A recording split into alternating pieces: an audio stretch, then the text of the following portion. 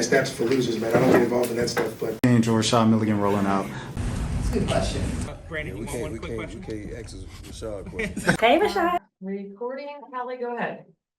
Coach, I know that's not the outcome you wanted. Before getting into game-specific questions, I guess, what do you say to your team when you're down 10 points and you call that full timeout? Just what's the message to them to kind of close the game out? The one that was around 7 minutes or later in the fourth. There was only a minute left and you called a full timeout, that one. I mean, I called one at 7 or around there because I felt like we were panicking a little bit, and 7 minutes was more than enough time. The last one, I mean, you're just grasping for straws. So, at the end of the day, we didn't have it shooting wise. Thought we had good looks. We missed, and the layup thing started happening again in the fourth quarter. So, but you look at this sheet, you can't win against a team like that shooting 32%, 23 from 3, like, and then get absolutely your ass is handed to you on the glass. So kudos to them. They've been the best team all year. Let's be real. You know, we needed back-to-back really great games. Because their sense of urgency was going to be different, you know, so I think their group earned it. They earned it all year.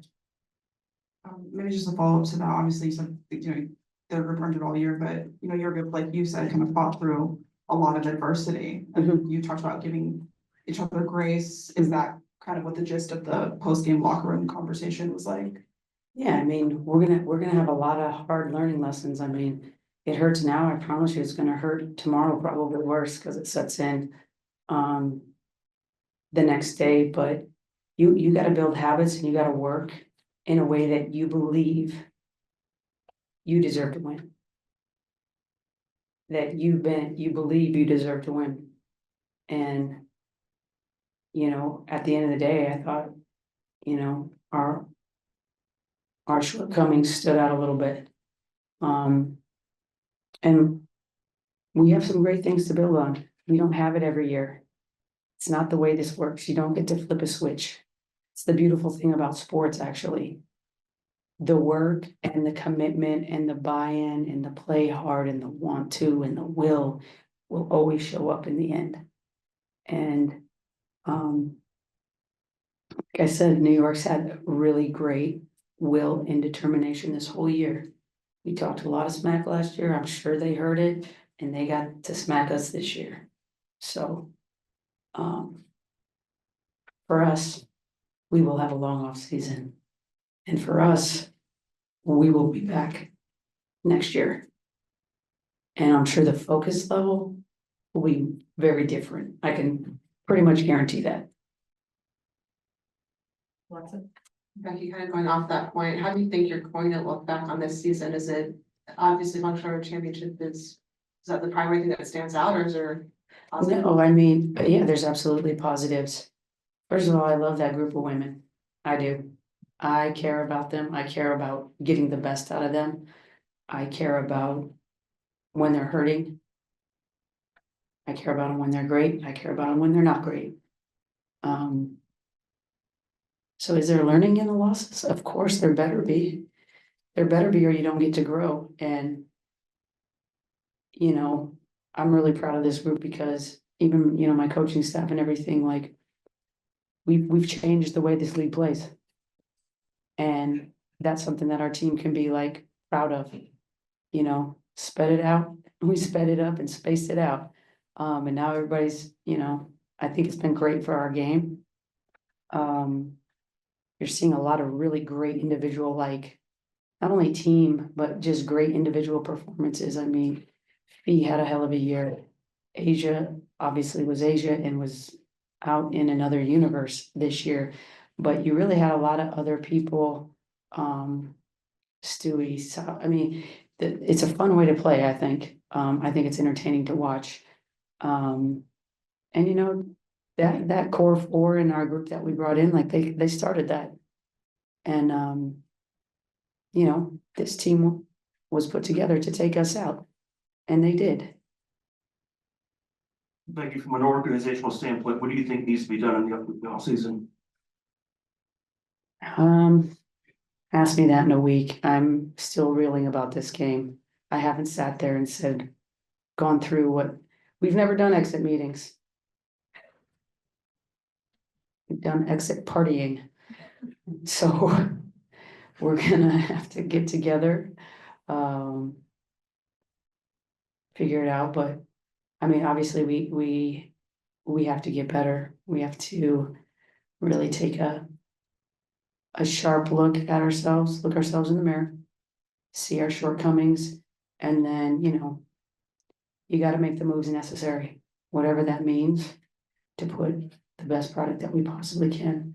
It's not gonna be the same group probably next year. It just won't. And I'm sad about that, because I really like that group. They're a pain in my ass, but I was a pain in their ass too. And I like that group, you know, I love that group.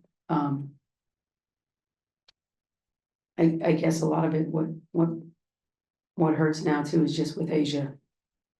You know, having the season that she did.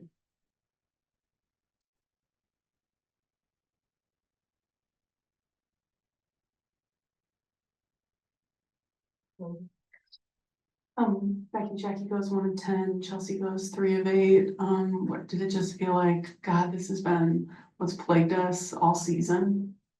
Yeah, I mean, I think the biggest thing, and I try to sell this to them, you know, but take a team like Minnesota and you have good talent. You have an excellent team. And we had excellent talent and had a good team. And at the end of the day, you know, this game rewards your habits. It rewards the hard work. It rewards the selflessness required in a team sport to be able to win. And what I've always tried to convey to this group, you know, specifically with our guards, right? Chels, Kels, and Jack, you know, their success is so intertwined with each other's. Their individual greatness comes from them being great together. And a little bit of iron sharpens iron. And you know, you take Minnesota, like, you know, last year, those three are flirting with 40, 50, 90. I mean, they didn't miss very much. We just didn't shoot the ball well this year. And I guess when you go back and look, it's like, yeah, we changed the way the league plays a little bit with the spacing, and then the lot of threes, the high volume threes, this and that, and then it kind of hit us back in the face because we're still taking the threes, but now we're missing and everybody else is making. So, but that core four, and you could put AC in there. She's been with us a couple of years. Sid, Kia, even KB.